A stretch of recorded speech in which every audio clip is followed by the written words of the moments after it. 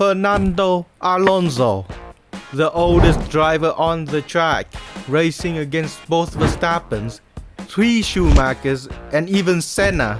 He has a long career, spanning longer than some of the rookies on the grid's lifespan, and he's well known to be an amazing driver, bringing shitboxes to places they shouldn't be.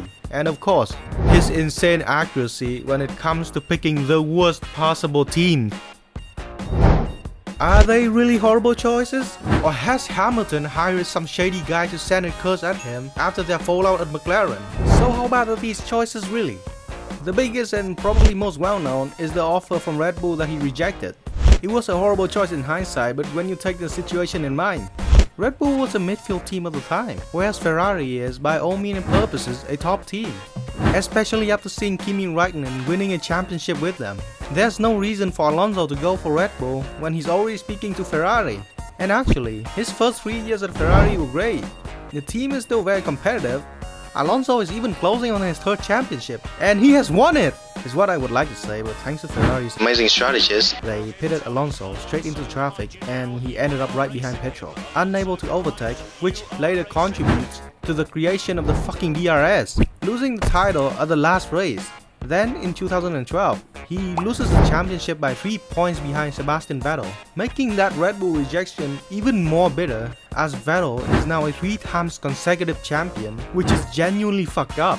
Alonso loses his 3rd championship by 3 points, while his opponent became a 3 times consecutive champion, and to this day, Alonso is still chasing his 33rd win. I swear there is something wrong with the number 3. After that is his move to McLaren.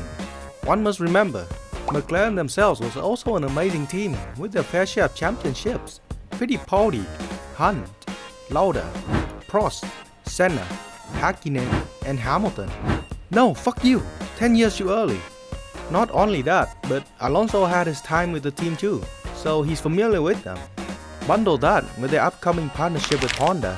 Honestly, at the time, anyone who had an offer from McLaren-Honda would be busting a fat one from the thought. The big problem is that the engineers from Honda are already working in Mercedes. Hold on, bro. And the new Honda gave us some of his most iconic messages. The engine was going much slower than before. Okay, I'm gonna pee in your seat. Oh, sorry, that one is spawn button. He did worse than just pissing in his seat though.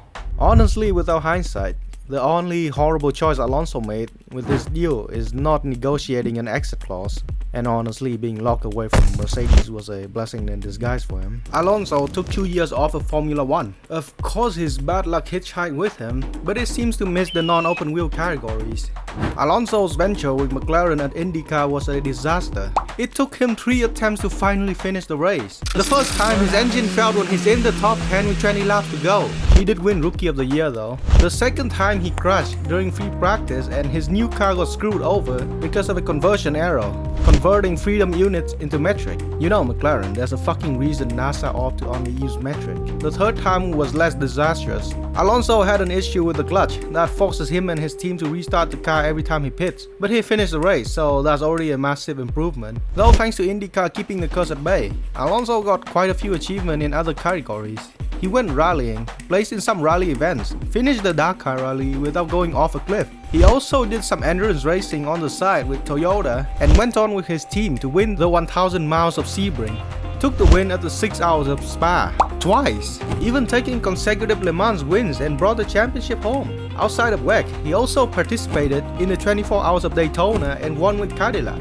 He came out of retirement afterwards, announcing his return to Renault, now Alpine, on 2020. This is probably his best option. They're obviously not a top contender, but let's take a look at his other choices. Red Bull, Ferrari and Mercedes weren't hiring. Same thing with McLaren as they've got a rookie in Ricciardo. Williams has been dogshit for years, and it's not like they could afford to sign Alonso, and there's no fucking chance he is going to Haas. So to Alpine he goes, helping his teammate Esteban Ocon get his first and likely only win. Ocon responds warmly and makes sure Alonso will always feel like they're fighting for a title, even if they're in 11th. With Vettel retiring at the end of 2022, Alonso moved to Aston Martin to replace him, racing alongside Lance Stroll. This was his best move in a good while.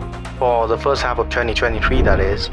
Then again, Lawrence Stroll paid him a fuck ton of money to race for them, so it's not really a bad choice, financially speaking, until 2026 when Aston Martin shut out the AMR26, a vibrator so strong that even Hitachi couldn't compete. It got so bad that Alonso couldn't even finish his races. The team went from fighting for podiums, then points, and is now struggling to even finish the race. So when all is said and done, was Alonso's choices bad? Well, of course, it goes without saying, but really that's with hindsight. If I knew, I would have spent $5 on Bitcoin too. But I spent my days playing at the playground. The choices Alonso made was really not horrible, but by some miracles, he always managed to make the best choice there was. Whoever Hamilton hired to curse him must have been one amazing bastard.